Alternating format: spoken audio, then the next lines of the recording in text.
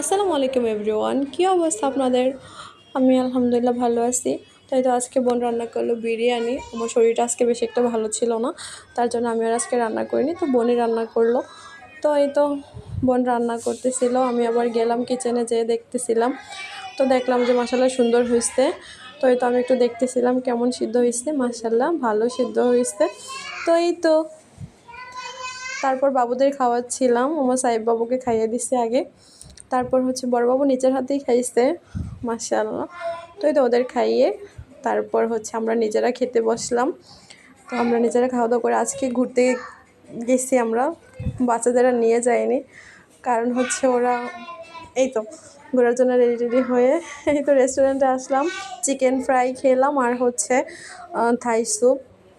তো এই তো খেয়ে তারপর চলে আসলাম। এই যে একটা চাঁদের কন্যা, মাশাআল্লাহ বলবেন সবাই, আর আমার পেজটাকে ফলো দিবেন। দেখা হবে পরের ভিডিওতে। আল্লাহ হাফেজ।